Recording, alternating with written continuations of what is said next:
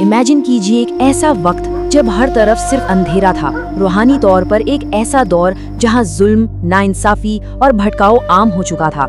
हम बात कर रहे हैं कदीम बनी इसराइल की, जब ऐसा लगने लगा था कि इंसानियत ने अपना रास्ता पूरी तरह से खो दिया है। लेकिन ठीक इसी गहरे अंधेरे में अल्लाह की रहमत की एक ऐसी अजीम निशानी जाहिर हुई जिसने सब कुछ रोशन कर दिया।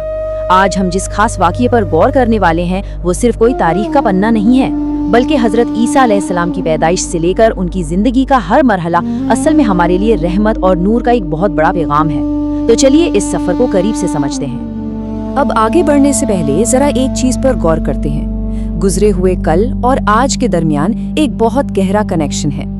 एक तरफ बनी इसराइल का वो मुआशरा था जहां लोगों के दिलों में दुनियावी लालच भर चुका था, हक को छुपाया जा रहा था और दिल पत्थर जैसे सख्त हो गए थे। और दूसरी तरफ जरा आज के हमारे हालात देखें, क्या ये सब कुछ हमें जाना पहचाना नहीं लगता?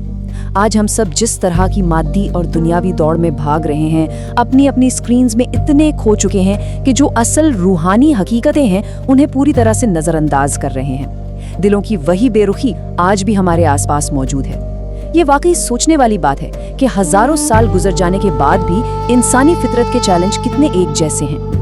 तो इस बैकग्राउंड के साथ आइए इस सफर के पहले और सबसे खास हिस्से की तरफ बढ़ते हैं, पैदाइश का मौजिज़ा। जब वो पूरा मुआशरा दुनियावी चीजों में उलझा हुआ था, तब अल्लाह ने एक बेहद पाक और अजीम मौजिज़ा जाहिर फरमाया। हजरत मरियम अलैहिस्सलाम, जो अपनी इबादत और पाकीज़गी में वाकई बेमिसाल थीं, उन्हें इस मौजिज़े के लिए चुना गया। फरिश्ते की खुशखबरी से लेकर उस मौजिज़ाना पैदाइश तक ये सफ़र बिल्कुल भी आसान नहीं था। जाहिर है बिना किसी मर्द के सिर्फ अल्लाह के हुक्म से पैदाइश हुई तो समाज ने उंगलियां तो उठानी ही थीं। तरह तरह के इल्ज़ामात लगाए गए, लेकिन यहाँ अल्लाह की कुदरत देखिए। नन्हे हजरत ईसा अलैहिस्सलाम ने पालने में ही बोलकर अपनी माँ की पाकीज़गी की गवाही दी। जरा सोचिए, एक नवजात बच्चे का बोलना ये कोई छोटी बात नहीं थी। ये एक ऐसा नाकाबिले तरदीद सबूत था जिसने मुआशरे के सारे सवालों को वहीं के वहीं खामोश कर दिया। इसके बाद जैसे जैसे वक्त आगे बढ़ा, एक बहुत बड़ा मकसद सामने आया, यानी इंसाफ और रहमत की पुकार। जब हजरत ईसा अलैहिस्सलाम को नबूवत मिली तो उनका पैगाम कोई बहुत उलझा हुआ फलसफा नहीं था, वो एकदम साफ और सीधा था। सिर्फ एक अल्लाह की इबादत करो और मुआशरे में सच्चाई, रहमत और इंसाफ को कायम करो। लेकिन जब भी कोई ऐसे सिस्टम में हक की बात करता है जो करप्शन और लालच पर टिका हो, तो नतीजा क्या होता है? उनका सच उनकी दुनिया को हिला रहा था। बानी इसराइल के जो सरदार और ताकतवर लोग थे वो उनके सख्त खिलाफ हो गए। इसलिए नहीं कि उन्हें बात समझ नहीं आ रही थी, बल्कि इसलिए क्योंकि हजरत ईसा अलैहिस्सलाम का वो सच्चा पैगाम उनके रुतबे, उनकी दुनियावी हैसियत और उनके पावर स्ट्रक्चर के लिए एक बहुत बड़ा खतरा बन गया था। असल में सच से सबसे ज्यादा तकलीफ हमेशा उन्हीं को होती है जिनका झूठ से सबसे ज्यादा फायदा हो रहा हो। और इसी सच को साबित करने के लिए दी गई कुदरत इलाही की निशानियां। ये कोई मामूली बातें नहीं थी।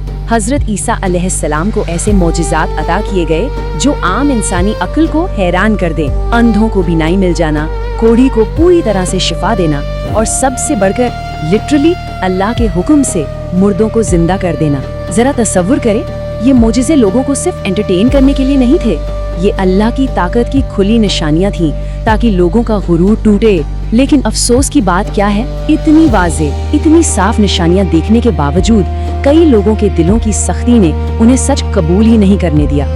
ये हमें सिखाता है कि अगर अंदर का दिल अंधा हो जाए ना, तो आंखों के सामने मुर्दा जिंदा हो जाए तब भी इंसान हकीकत नहीं देख पाता। और जब दिल इस हद तक सख्त हो जाएं, तो फिर शुरू होता है मुआशरे की मुखालिफत का सामना। जो लोग सिस्टम पर कब्जा जमाए बैठे थे, उन्होंने देखा कि दलीलों से तो वो हजरत ईसा अलैहिस्सलाम को हरा नहीं सकते, तो उन्होंने क्या किया? उन्होंने खौफनाक साजिश रची। उनका इरादा था कि किसी भी तरह इस हक की आवाज को हमेशा के लिए मिटा दिया जाए। वो अपनी साजिशों में इतने मगन थे कि एक बहुत बुनियादी बात भूल गए। वो ये भूल गए कि अल्टीमेट पावर किसके पास है। अल्लाह की तदबीर इंसानों की हर दुनियावी साजिश से कहीं बढ़कर है। हम चाहे कितने ही मास्टर प्लान क्यों न बना लें, असल और आखिरी हिफाजत सिर्फ अल्लाह के हाथ में होती है। और फिर वो हुआ जिसने दुश्मनों की सारी चालें पलट कर रख दी। दुश्मन अपनी साजिश में आगे बढ़ रहे थे। उन्हें लग रहा था कि बस अब तो उन्होंने हजरत ईसा अलैहिस्सलाम को घेर लिया है। लेकिन उसी पल एक ऐसा मौजिज़ा हुआ जिसकी कोई मिसाल नहीं मिलती। اللہ تعالیٰ نے حضرت عیسیٰ علیہ السلام کو پوری حفاظت کے ساتھ اور جو لوگ انہیں نقصان پہنچانے آئے تھے انہیں دھوکے میں ڈالنے کے لیے حضرت عیسیٰ علیہ السلام کی شکل کسی اور پر ڈال دی گئی۔ دشمن یہی سمجھتے رہے کہ وہ کامیاب ہو گئے ہیں، جبکہ الہی حفاظت پوری طرح سے مکمل ہو چکی تھی۔ یہ واقعہ اس بات کی زبردست گارنٹی ہے کہ اللہ اپنے مخلص بندوں کو جو سچ پر کھڑے ہوں کبھی اکیلا نہیں چھوڑتا۔